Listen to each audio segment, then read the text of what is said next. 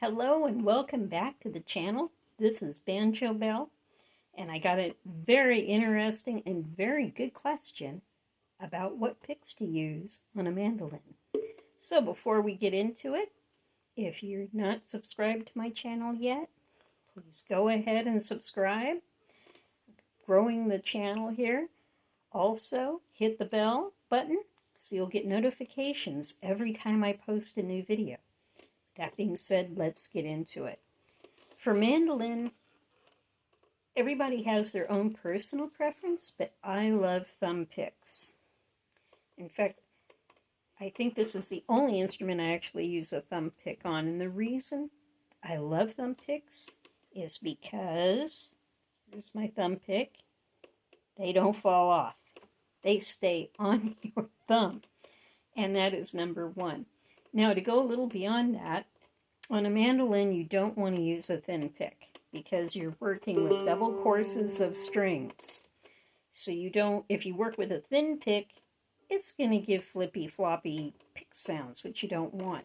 So a medium to heavy pick is best. And like I say, everybody's preference is a little different. But let me share with you mine.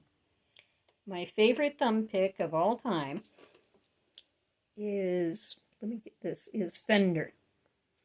And the reason I like Fender the best is because I'm still learning to work this, is because see how that the tip kind of looks like it sticks up a lot, but it doesn't. And this is the only thumb pick that most closely resembles the distance that when I'm using a plectrum or a regular guitar pick. And you want to play fairly close to the strings on your right hand. And let me show you some different. Every company does different. Now this is a D'Addario pick, which I use if I can't find my Fender. But see that difference? The Fender is on my left, and the D'Addario is on my right. And see how much further out that sticks? Let me turn them around this way. I don't like a thumb pick where the pick part sticks out in a big way, because it makes you feel like you're picking 2 inches away from the strings on your mandolin. And I don't care for that. Let me compare with another one. I forget what make this is. And I don't see a name brand on it. But anyway, this is another thumb pick that you can see the difference. See how much more that yellow one pokes up there? I just don't care for that. So I like Fender. Now, I'd suggest to anybody getting into thumb picks, see, you can see the difference there. If you're getting into thumb picks, I really would suggest, if at all possible, you do one of two things. If you drive or it's easy for you to get to your local music store, go and just try out their different thumb picks.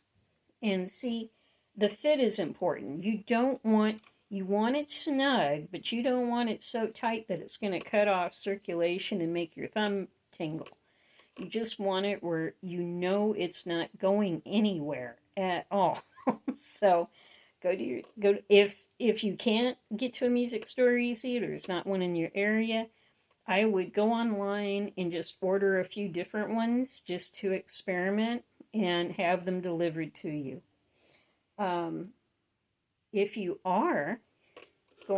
you're saying, but I really, really, really like a plectrum pick or a regular guitar pick. Again, Fender. Fender makes these cool little gripper. I forget what they actually call them, but they're like a sleeve. Here, let me take this one off.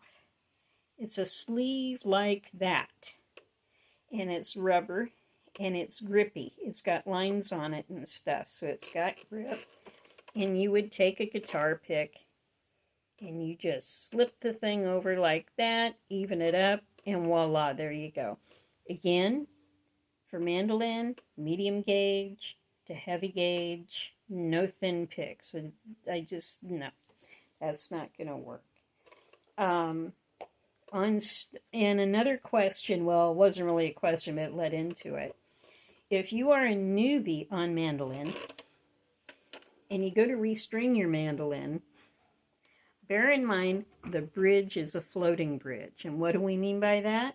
What we mean is this bridge is not glued down to the instrument whatsoever. So what I recommend is you take off 2 courses of strings at a time. What I do when I change mine, I take my G strings off, strings, mind you, and my E strings off.